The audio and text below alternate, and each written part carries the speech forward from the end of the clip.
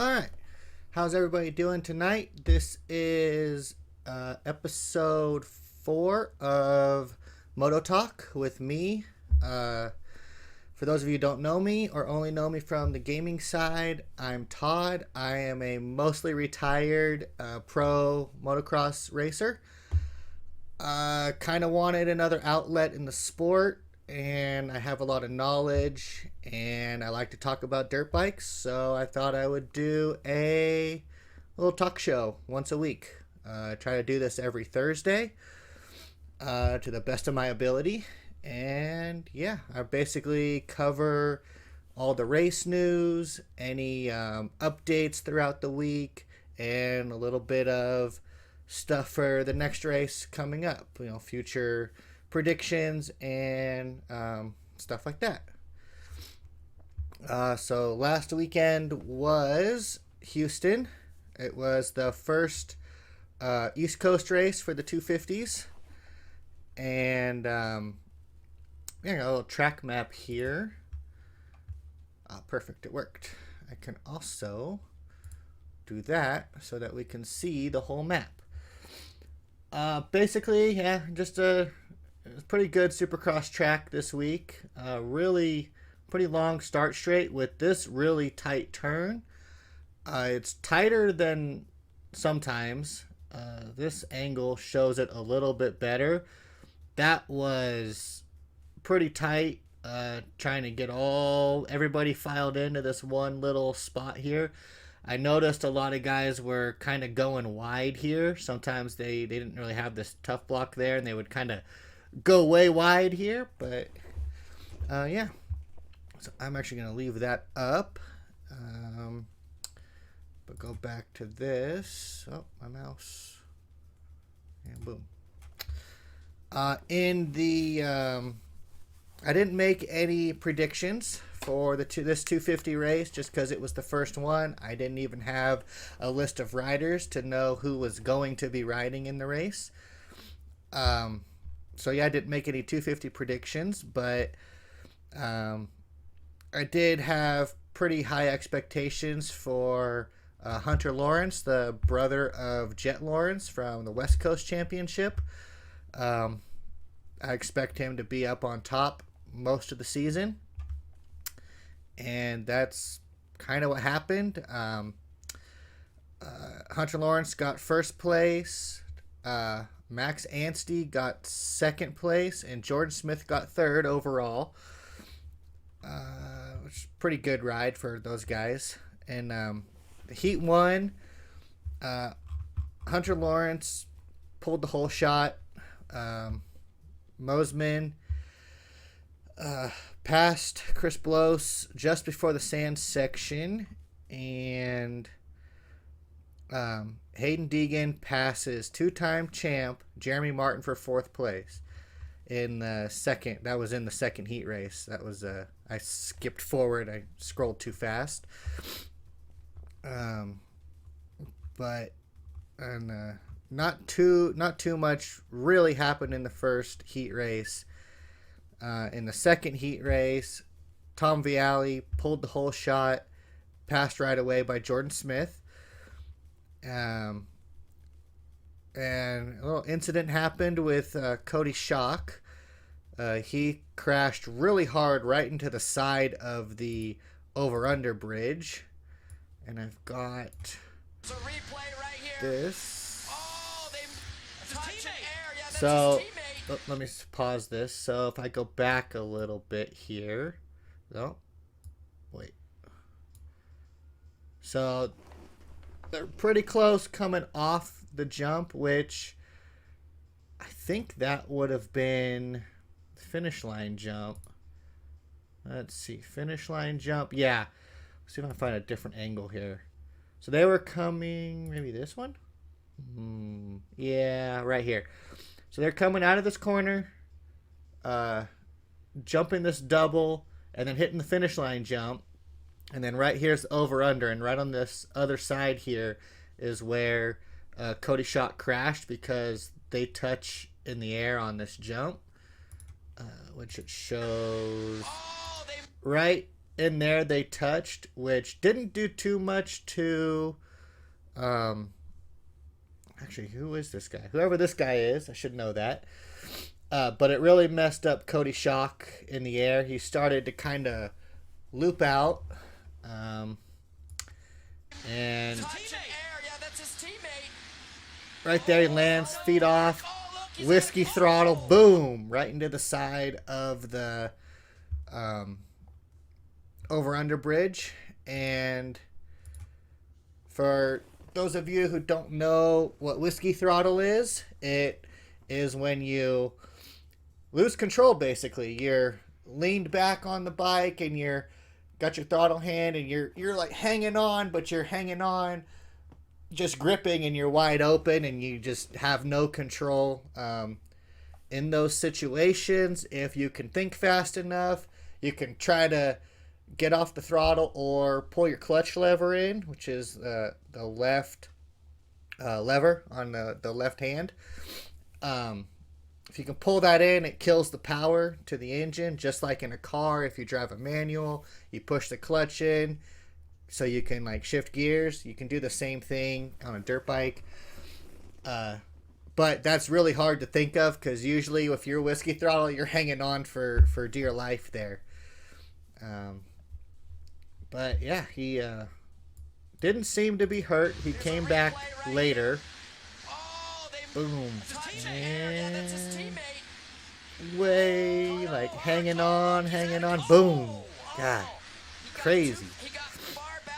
But yeah, that happened to him. And then he came back for the LCQ. And then pretty sure he made it into the main. Jordan Smith made a mistake in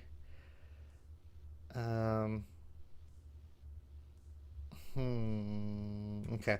Jordan Smith made a mistake in the sand section, allowing Anstey to almost pass him, but Smith kept it behind him and took the heat win. Nothing really crazy happened in the LCQ for the 250s, but shout out to AJ Catanzaro with the Moto Academy for getting in there and making it into the main. Is this correct? Yes, okay. I can't see. I got the results here for the main event. Hunter Lawrence, Max Anstey, Jordan Smith, like I said earlier. They were actually pretty close on their best lap time, which my camera's in the way. Where'd my mouse go? I'm struggling. Okay, so they were pretty close with their lap times here. Best time. They're all three of those riders in the 53s. And down here, this is Tom Vialli. He also had a 53. And Nate Thrasher down here also was in the 53 second range. So 1, 2, 3, 4, 5 riders all in the 53 second range. I imagine that those 5 riders will be the main 5 for their whole part of the season. They had the fastest lap times, so I think they should be able to keep doing that and hopefully see those guys up there all the time. Don't want to there. And if I go back to that, and then in the 250 main, Hunter Lawrence got the whole shot but got passed by Tom Vialli. I hope I'm saying that right. He is a 2-time world champion. Where's the camera? There we go.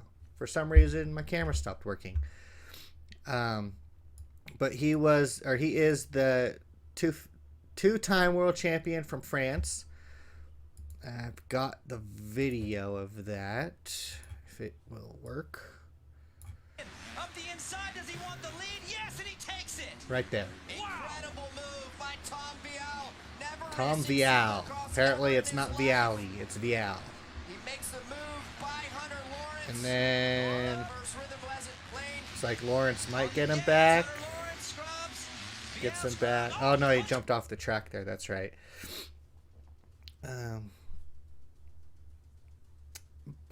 Yeah, so pretty good for Tom Vial. It was his first time in America doing Supercross, so that's pretty good to get right out front like that. Gives you a lot of confidence, big confidence boost. Hunter Lawrence regains the lead over Vial at the same time. They're showing a near crash. So this. Ricky, but this was close. Everything's good. Oh, Vial scrubs So yeah, his jump, he hits the jumps front off the cover. track, but if you Wow, see that was down a great here, heads-up riding by Hunter Lawrence. Hunter gives Lawrence way gets him for back. I safety can rewind reasons. that a little bit. Oh, Vial Right here, you scrubs see the him, jump, or he hits the actually bike over. Oh, got ahead that of was him great there. heads-up riding by Hunter Lawrence. Hunter gives way Yeah. for safety reasons. But that's the veteran move, right? So I gotta close these videos because they're getting too hard to pick through. Hunter Lawrence regains. Jordan Smith goes down in the sand from 4th to 6th. He climbed his way back up to 3rd. Vial and Thrasher go down, each losing valuable spots. Let's see, what is this one? So much moving things. Oh, yeah. So, Vial down.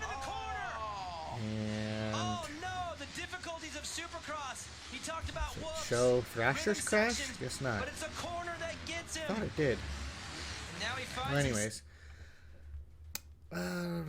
Yeah.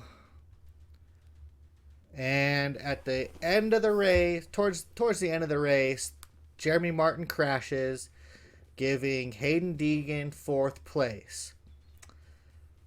That 4th place is a amazing breakout ride by Hayden Deegan. His first ever Supercross.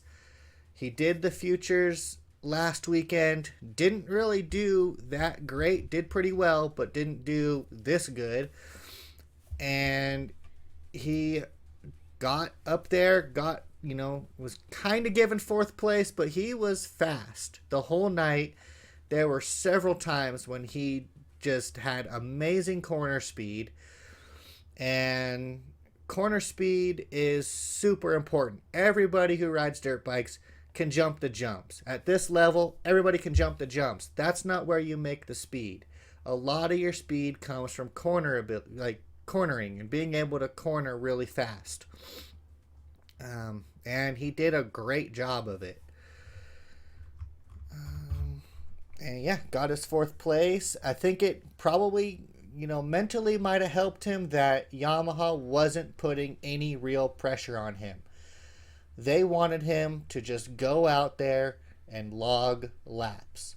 They didn't need him to hey, get a podium, get a top 5, get a top 10. They just wanted him to go out there and log laps and use it as a learning experience.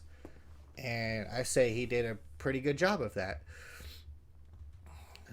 Okay, on to the 450s.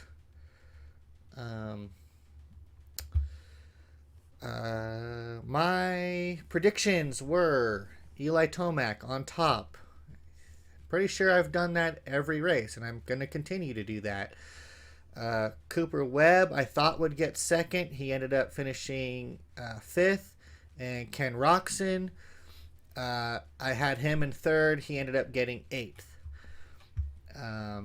But the actual results were, which I can pull up this and move it over here and zoom in a little bit. And I'm going to, no, that was not the right click. Sorry about that. It's not going to let me do what I want it to do, so I'll do that. So Eli Tomac, Chase Sexton, and then Jason Anderson. Anderson got himself on the podium. Good job, Jason Anderson. Didn't make a typical Anderson mistake, so that's pretty good. Some stuff happened during the heat races that I have some notes on. Cooper Webb got the whole shot, passed by Jason Anderson at the end of lap 1. Why is it not? Dang it. I need to fix that. Last week in Anaheim, And here's Anderson just making the pass. Not lightening up here. He's going to be aggressive up the inside. A little bit different rhythm. Rhythm. Got him. He's your leader. Plessinger. So that's pretty good. Webb makes a mistake. Aaron Plessinger passes him. That's this next little video. And now we got a 4-rider battle. Webb makes a huge mistake now. Plessinger's by. So what happened there was I went back too far. So right here, I wish they had an angle from behind, but they are so close together right here that they're almost let me see if I can get the camera to turn back on. Oh my god, where did my mouse go? Okay. So these two right here, they are so close together. They're practically like leaning over each other, going up the face of this over-under bridge right here. And I think that messes up Cooper Webb because they don't want to stay leaned like that in the air because they're doing a little jump there. They're going to have to straighten up. And I think Cooper stays leaned more and kind of lands crooked, and that makes him mess up, and Plessinger just easily kind of goes down the landing when Cooper Webb makes a little mistake. But yeah, he like jumps sideways and kind of and landed, and it just threw his weight off to the side. Yeah. Go back, delete. Leave that up. Heat 2, Tomac, whole shot. Not a big deal. I'm sure he's does that a lot. I mean, sometimes he doesn't the best starter, but if he pulls the whole shot or gets a good start, you can't beat him. Although Sexton passed him in the whoops. These things don't put that up. Oh yeah.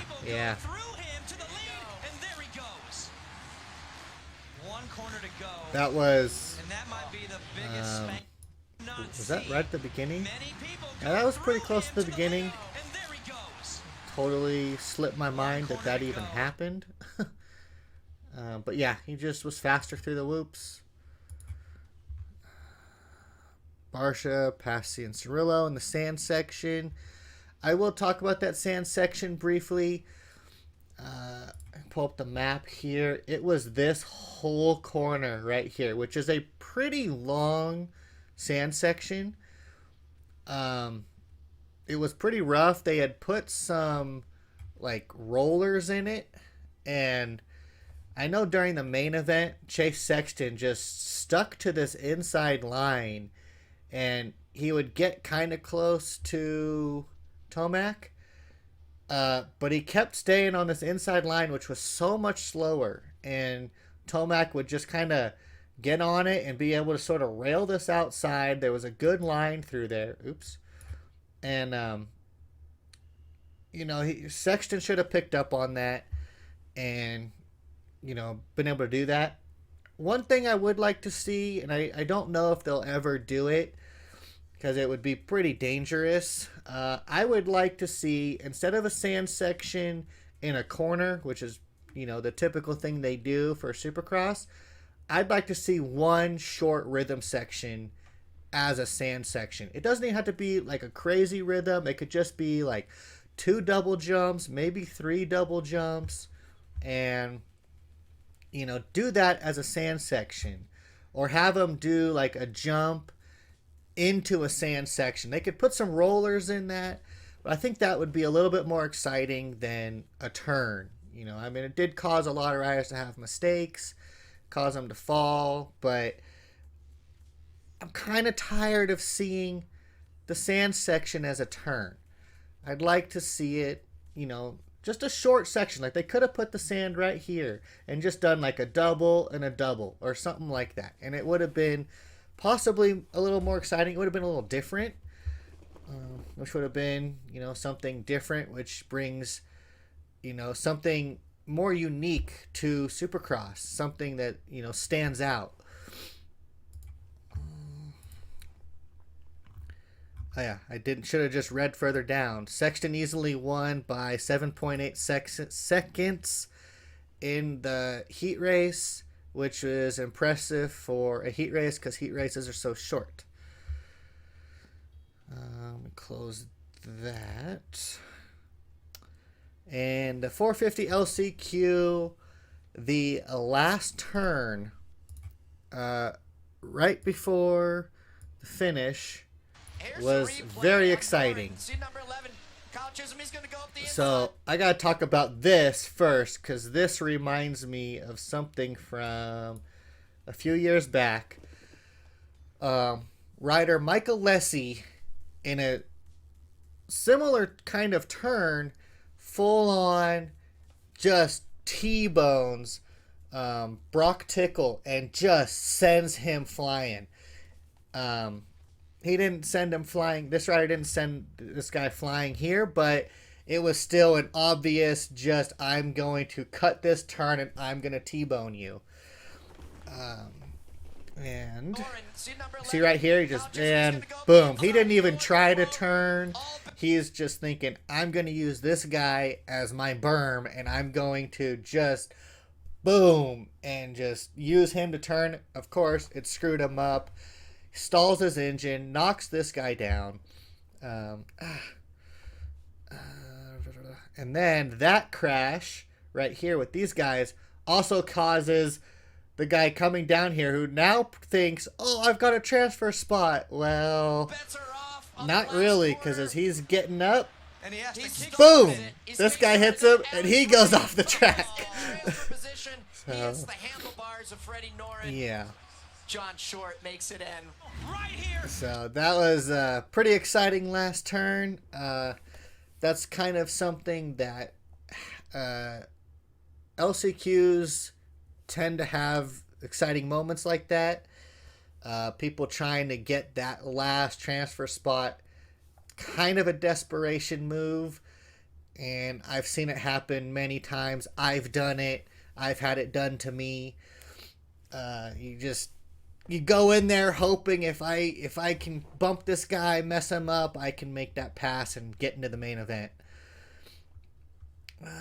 Okay, 450 main. Oh, I just had that pulled up. Dang it, I shouldn't have closed it. Put that back over there. I don't need it right now. Tomac, the start of the 450 race, gets the whole shot.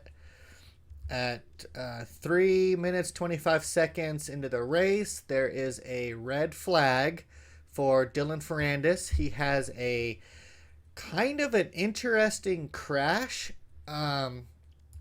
It's kind of a weird one.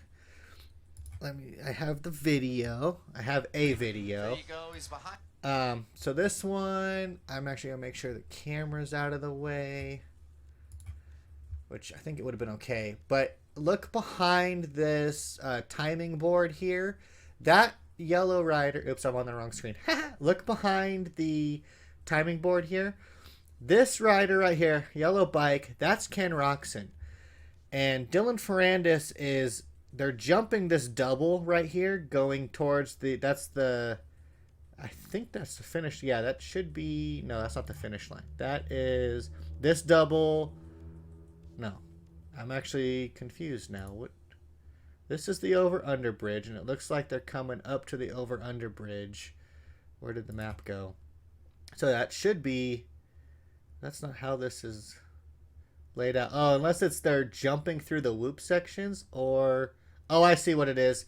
They're behind. They're a section over, it looks like. Let me see. That doesn't quite look right. Here's that. Anyways, whatever section they're in, it's a little hard to tell with this camera angle. Ferrandis is behind here, and he overjumps this jump, and he, lands on the back of Roxon here. I'm going to try to get it to... I think that's So right here, you can kind of see him coming into frame. Ken Rocks. Oh, I can do slow-mo. I got to remember that. Nope. I want that. Where is the speed? There it is. We'll do slower speed. Play.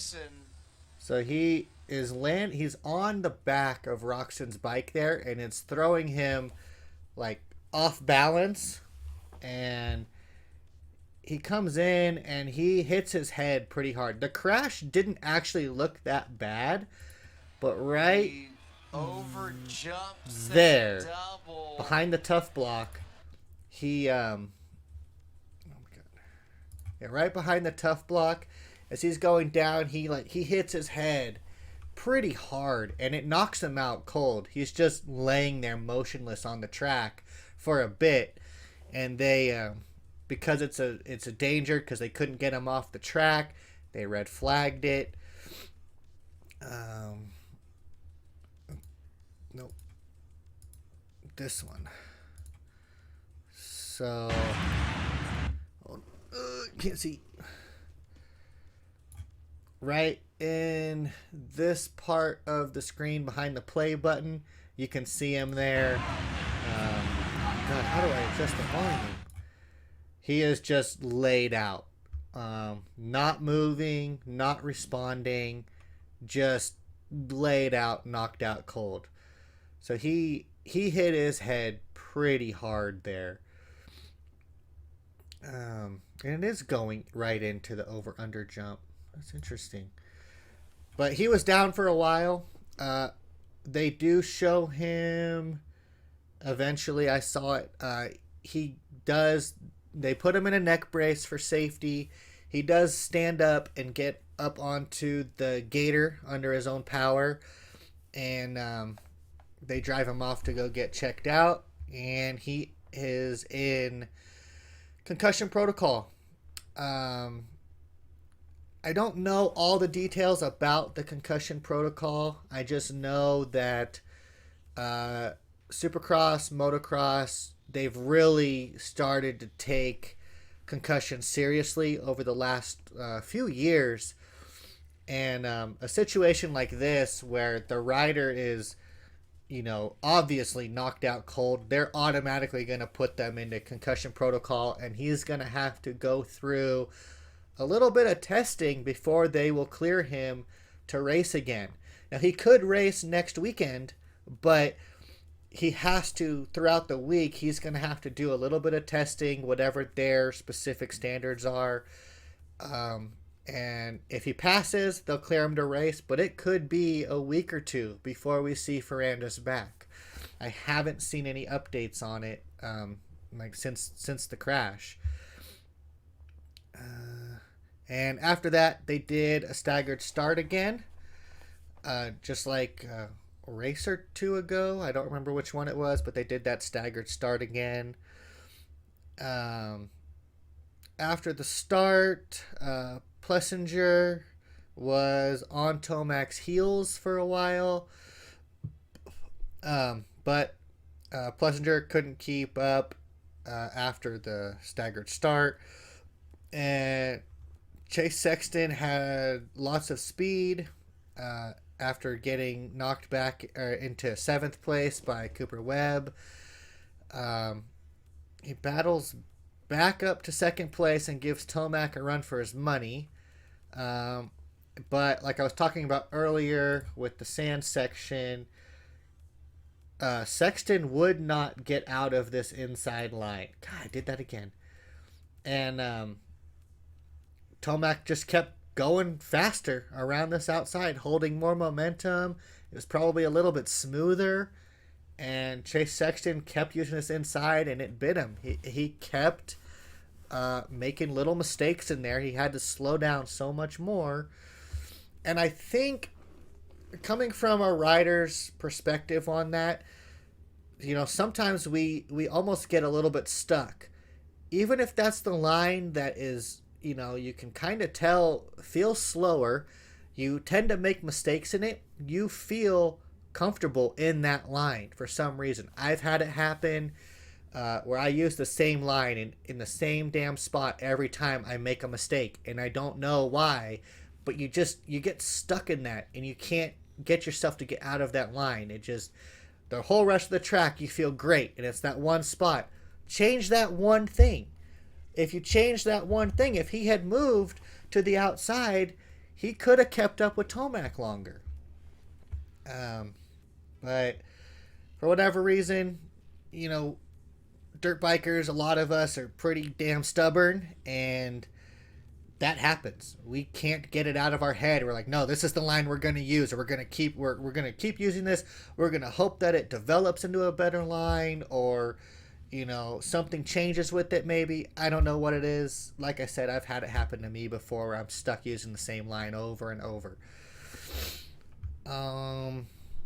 But Tomac got it. Got the win, and he is now one win away of tying Ricky Carmichael, the GOAT, the greatest of all time. He is one win away from tying Carmichael with most career wins. That is a pretty damn impressive record. I hope they come up with something that they've always been calling Carmichael the GOAT. They need to figure something out for Tomac, because he's just racking up the wins, and he's going to continue to win. He's going to start setting new records now, which that's really good.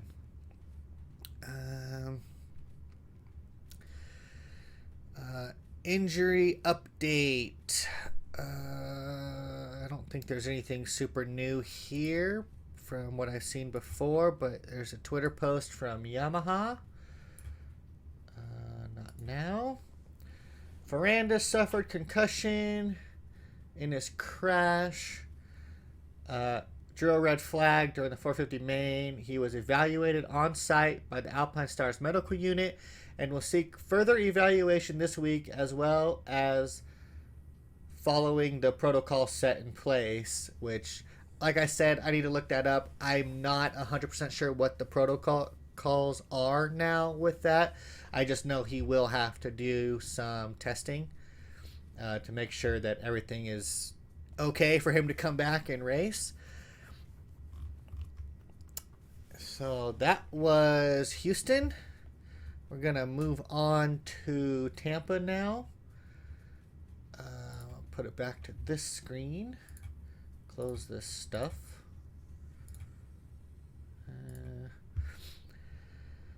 I'll pull this up. Championship standings.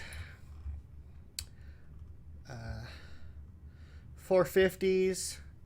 Tomac on top. Chase Sexton, then Cooper Webb.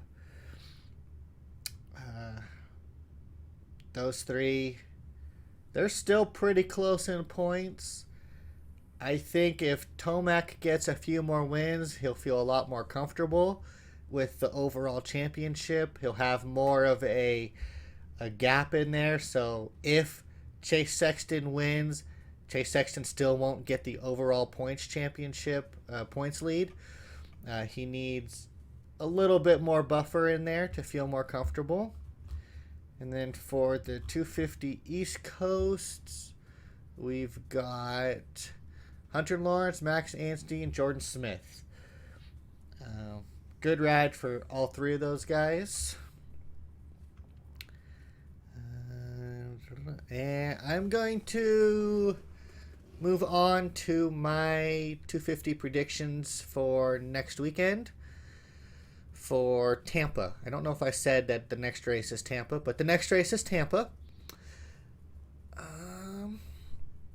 What I'm going to do, I'm going to look at the Tampa map, actually. If I can get it. I can't get it to pop up now. Anyways, my predictions. a lot like his brother, I'm putting Hunter Lawrence up on top again. I think he's going to win. And then I kind of think, it's almost too easy for him. Kind of like Jet Lawrence. They both have more speed, more talent. At least that's the way it's looking so far. They can't really be beat.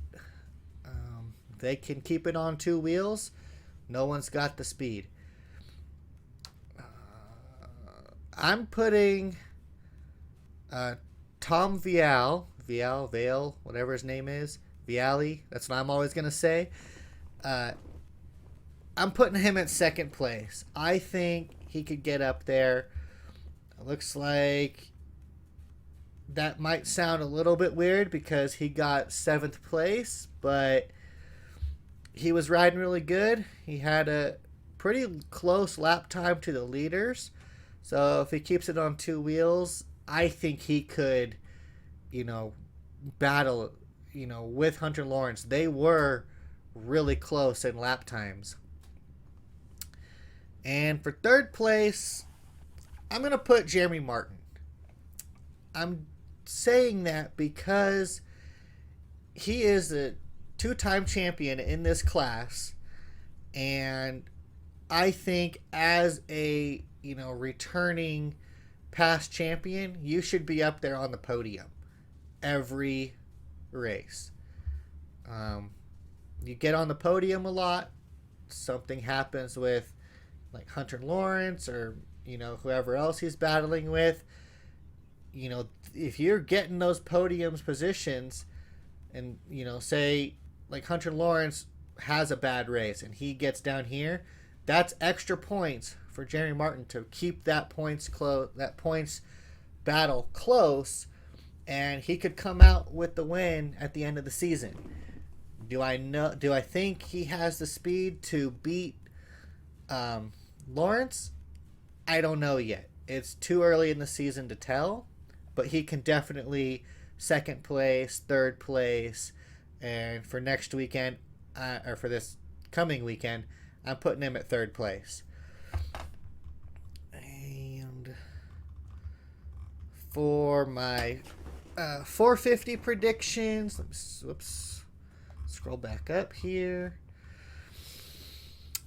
Tomac again. I think he's kind of like a machine out there. He just gets out there, does what he needs to do, doesn't make the mistakes, has the speed, and he's on the top. Like I said, I don't know if people can really beat him at this point. I'm putting Chase Sexton for second place. He battled up to second in at Houston and battled Tomac and was right on him. And I think he can just carry that momentum, that speed, and keep it up there. Get up there again. Keep the battle closer for longer. Don't make any mistakes. And I think he can do second again. And then we've got, for third place, Jason Anderson. He didn't make any Anderson mistakes, and he got himself on the podium. I didn't want to token the Anderson mistake, but he's done that every round until Houston. And he didn't do it. And he got fourth place in the last at Houston, but I think if he does it again, I think he's faster than Cooper Webb, who got third at Houston. I want to see Jason Anderson in third place. I want to see him on the box. It's where he kind of belongs, in my opinion. And that's all I've got for my predictions. I do want to talk about Arena Cross a little bit. This past weekend, on Friday, Arena Cross hit my local area, Reno, Nevada, and I have this little note in here. Arena Cross is always a good time. It's very exciting. It's a much tighter track, so there's a lot more bar banging, a lot more aggressive riding. And really cool thing about Reno is the arena is bigger than most of the arenas that they host these races in. So that allows for longer rhythm sections, longer loop sections, and it's really more of a Supercross feel to the track. They're skinnier than Supercross, but the rhythm sections are longer than typical arena cross. So it really does make for more of a Supercross feel. And I always like Reno Arena Cross races because there's local riders here. Some of them I know, some of them I don't know as well, don't know them at all, and I always root for them. And this time, Aaron Simino, who at the start of the night was third place overall in points. Aaron Simino, local rider, amazing rider, super fast. And he came out and won his heat race. But that's really the best he was able to do for the rest of the night. And he didn't really do too well. He did okay in the main. I don't remember what he finished. I didn't happen to take a note on that. Could try to pull up the Arena Cross results possibly. Let's see. arenacross.com. I don't know if they have their website's a little hard to navigate. So Reno, the next one is Denver. Another epic night racing. Yeah, I'm probably blind, but results. Haha. Results for Reno. So Aaron Simino finished 6th. Can we see that? Yeah, Aaron Simino ended up finishing 6th overall. And other local rider, I don't like trash talking people that much, but I gotta say it. Adam Conway, another really fast local rider, was once again a bit disappointing. Not trying to be harsh, but I go every year to root on my local racers, and he usually gets last or close to last. But at least he can qualify, unlike me. So he ended up finishing... Oh, they only show the top 10. He wasn't even in the top 10. So I know in both of the mains, he ended up pulling off the track early. I saw him when he rolled off the track at one point. He did reach down and kind of like put his hand on his foot. I don't know if his boot was bothering. I don't know if he hurt his ankle, but he pulled off the track in both main events. But he does a lot better than me because he's actually able to qualify. So I can't talk too much shit on the guy. But that's pretty much it for this week's episode. I'm looking forward to Tampa next weekend, or actually this coming weekend. Should be pretty exciting. But yeah, that's going to be it today. So thank you for watching, and I will see you all in a week.